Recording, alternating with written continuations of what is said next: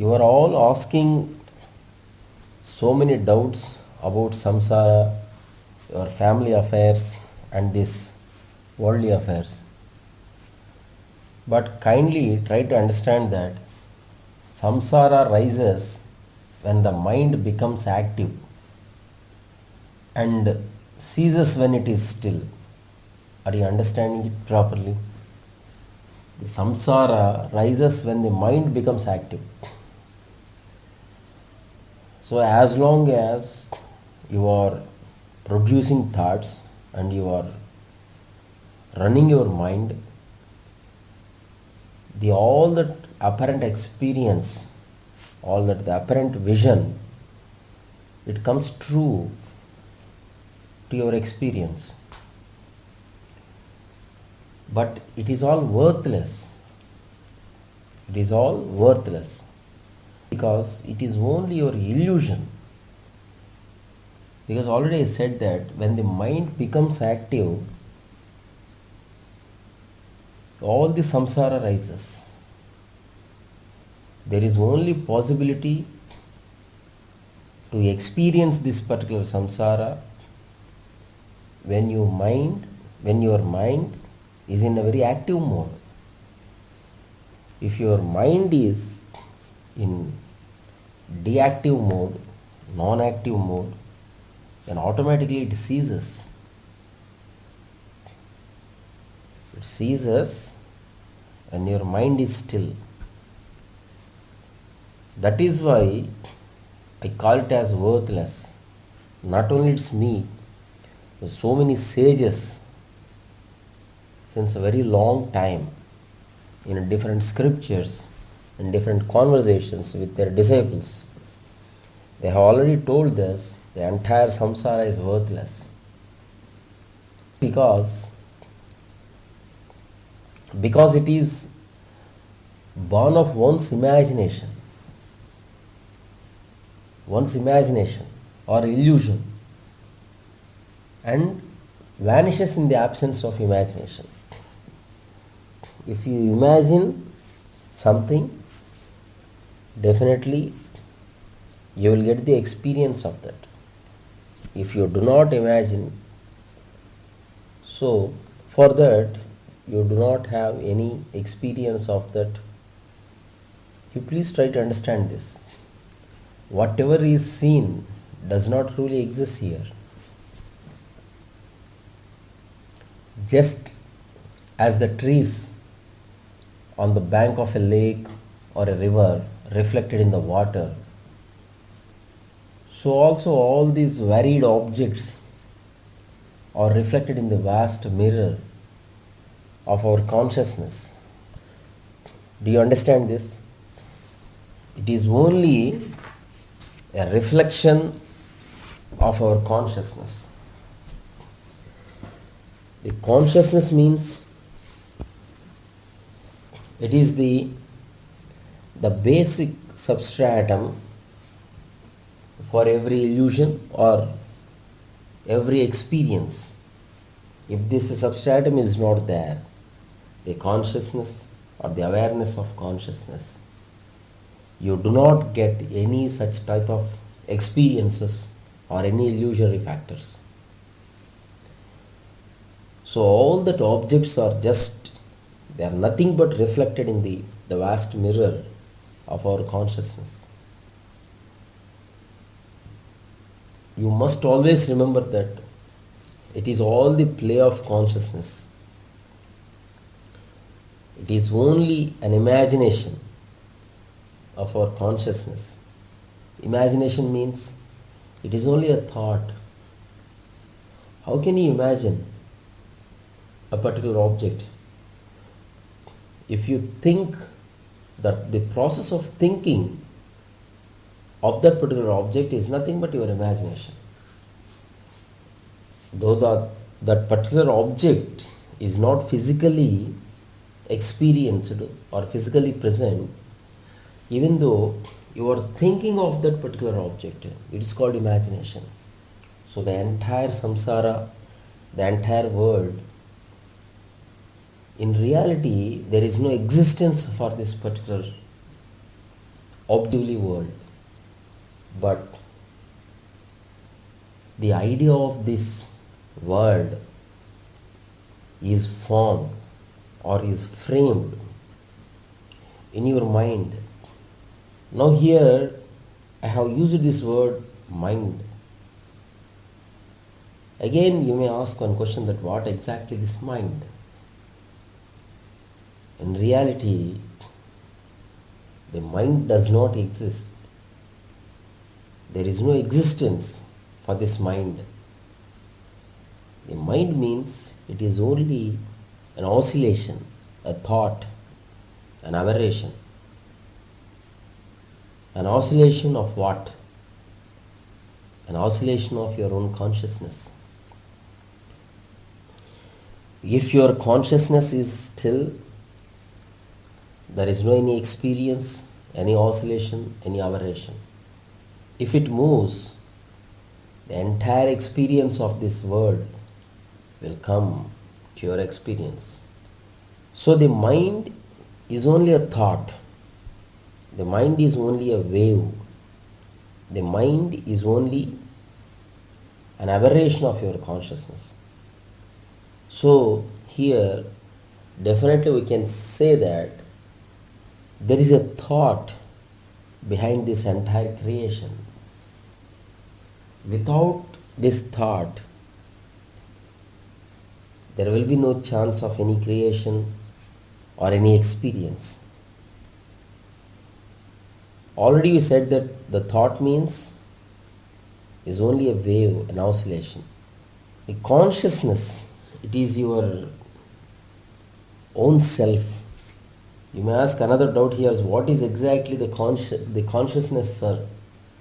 The consciousness means it is only your self, your own self. What is self? The self means it is only the I. I can't say this, it is an experience of I, but it is only a I, the I, the first person, I, the awareness of I. This awareness of I can be experienced by everyone. It is not a specialized character or a privileged character for someone or some being. Everyone can experience this, the awareness of I. I exist. I exist. I exist forever. The first primordial thought is I exist. That's all. I exist. After that, so many thoughts, they may arise with the concern of that particular I exist, the primordial thought, the I exist. I think you are following properly. If this consciousness moves or assumes a thought, that state of action is called mind. So, already we have discussed that the mind is nothing but it is only a wave, an aberration, an oscillation. So the oscillation of what? The consciousness. And here we must understand that the thought and the action of producing the thought are the same. The thought at that primordial level, the thought and the action of producing the thought are the one and same. That means the cause and effect or the motive and action are the same. They are just one and same. Like waves rising up from the ocean, the unstable mind rises out of the vast and stable expanse of the Supreme Self. But here kindly don't think that the mind really does exist. It is only a name given to that particular action of producing a thought. Am I conveying properly here? The mind means it is only a name given to that particular action of producing a thought. That's all. And you please don't run after the mind. What is mind and where does it exist? And actually what is the depth of the mind? and how many layers are placed in the mind, and what is the core of the mind. It's all, these questions are just nonsense. They carry no meaning. Particularly, there is no mind. The mind does not really exist. You please kindly do remember all these things. It is only an apparent expression of the inherent consciousness. All this the world, it is seen, or the projection of the mind. These things are nothing but an apparent expression of the inherent consciousness. They appear just spontaneously. They appear spontaneously and also dissolve spontaneously. Just like clouds which suddenly appear in the clear sky and as suddenly dissolve. The entire universe appears in the self, in your own self, and it dissolves in it. But we cannot say the root cause of this appearance and also for this disappearance. That is why all the sages have been trying to say that this entire world, though unreal, it appears to exist and is the cause of lifelong suffering to an ignorant, but not for all, just to an ignorant. An ignorant means a person who cannot discriminate what is real and what is unreal. The ignorant is not a sinner. First, kindly do remember this one. The ignorant is not a sinner, but is just due to his lack of awareness. Lack of awareness of what? The discrimination between the real and unreal.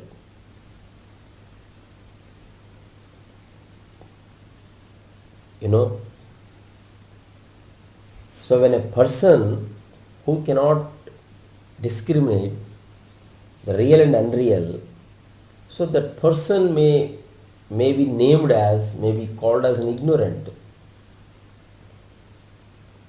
Unfortunately, man fails to understand this actual truth. He always engaged in acquiring something and protecting something, but he can never be ready to accept and understand the truth or reality, what is real and what is unreal, because he is attached to his motive, he is attached to his desire. So constantly he is very busy in fulfilling that particular desire or motive. So that is why the very enlightened persons, people or sages, though they are telling the exact truth, they are expressing and they are giving the personal experience of the truth, this ignorant cannot understand the core of that particular truth. This is the main reason. What exactly that reason is? He is attached to his motive. He is completely attached to his desire. So here you always must remember that this samsara or this world or this family is not yours. It is only just given for some time. Just for some time. You are only an external caretaker of that particular or to that given object or to that given samsara or whatever that so-called your family or your responsibility. You are just an apparent caretaker, an external caretaker of your family. But you kindly don't assert that you are the chief person or you are the supreme person to take care of your entire responsibilities.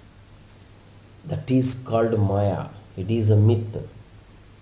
What is Maya? Means the thing which does not belong to you, even though it does not belong to you, you think that, or you own the right of the ownership on that particular thing, on that particular object.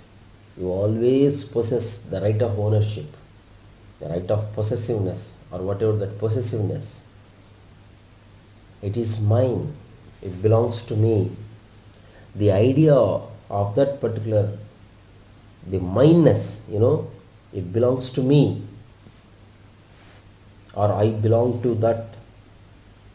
The idea of that possessive thinking or that thought, definitely it will lead you to that miserable situations. It is no doubt. You please write it. You please write it in your diaries or on a paper, and you please stick that on a wall, and you please watch that paper, watch that statement on that paper daily. Otherwise, you cannot get rid of these things. It is not possible. Because the idea of samsara is deeply rooted in our hearts. It cannot be destroyed even with a nuclear explosion or nuclear bombs. This idea is a very powerful than the nuclear weapons. Please do remember all these things.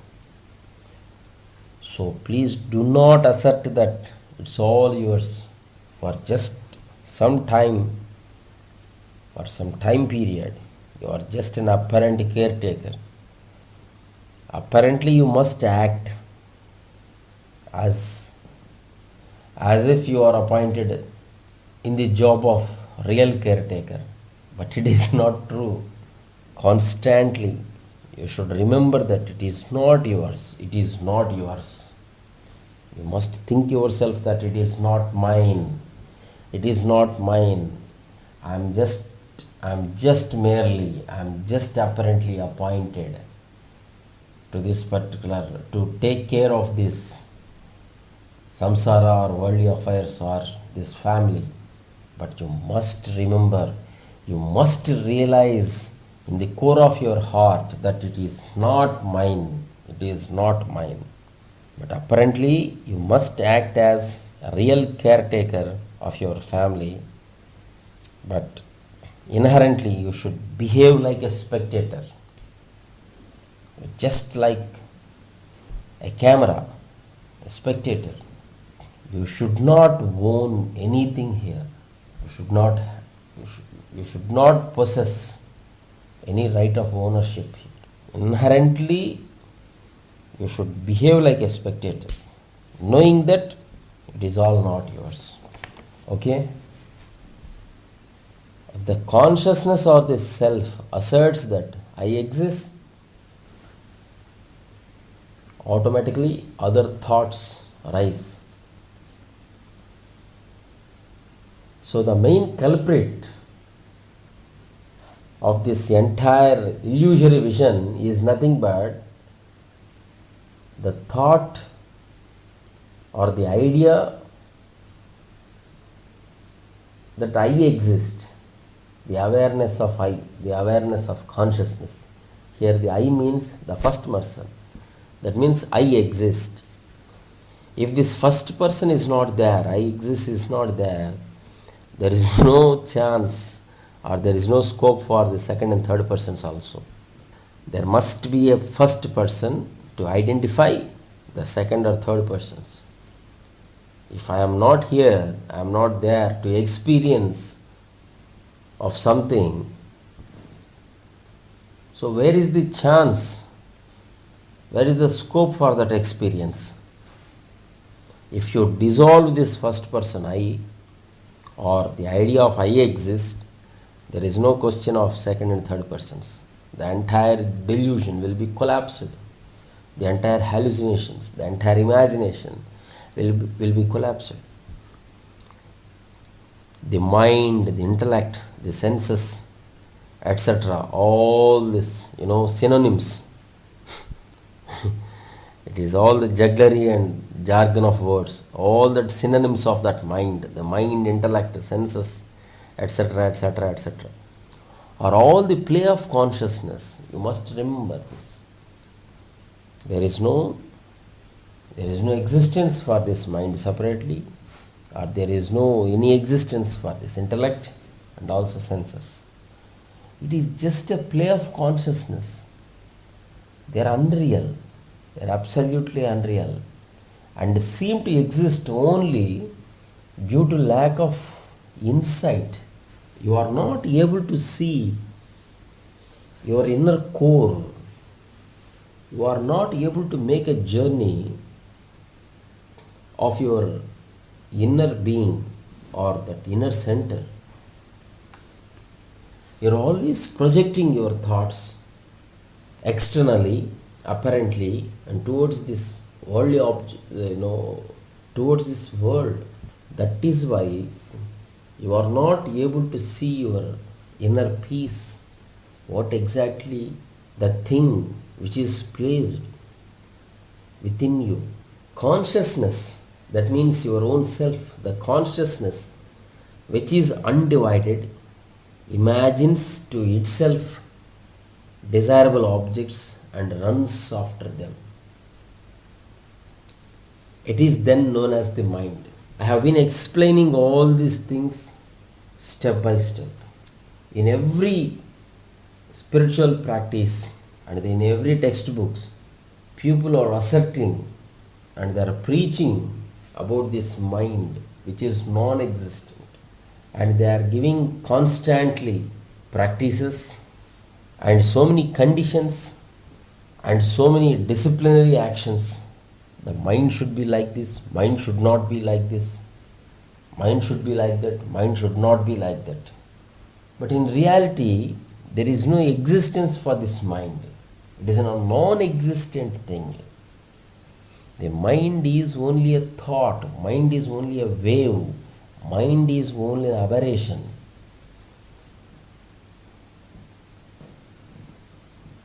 If you do not produce that thought, if you are in that stillness, if you are at that peace, there is no mind for you. There is no question of rising mind or a provoking mind or something blah blah, all these things. If you move, if you generate a thought, at that time we can call you as you are with the mind. If you do not understand this properly, you would always fight with this mind, but you cannot defeat this mind. You cannot conquer this mind. Mind is just like a dog's tail. It can never be straightened. Even though if you apply several methods, it cannot be straightened. The natural tendency of that dog's tail is tilted. Are you understanding it properly? The mind is also just like a dog's tail. It cannot be straightened. So you please don't fight with this mind. You don't argue with this mind. You please accept this. You just accept this mind. You please accept the behavior of this mind. Then you will get peace. Otherwise, you don't. So please do remember all these words, all these statements. Please do remember. Whenever your mind is provoked, whenever your mind is, accelerated, whenever your mind is perverted, you just try to think about these statements, these words. Your mind will become calm. When your mind come into the state of that calmness, then you will get peace. The state of that calmness itself is a peaceful state. You cannot acquire this peace separately from outside or even from inside also. If you still your mind, if you calm your mind, at the time, what exactly that state of that calmness or that stillness is peace. That peace is liberation. It is only a seer. In that peace only, that individual can become a seer for every experience, every incident. Otherwise, it is not possible to control the mind. You cannot control this mind unless you have a strong conviction that it is or all these things as per the consciousness play. There is no any sort of perversion in these happenings. There is no any sort of deviation in the incidents run by that particular consciousness or that individual in the society. If you understand this properly, then only your mind will become calm. Otherwise, it is not possible. Please try to understand and make your mind still or calm. Then only you will get the experience of that peace or that liberation.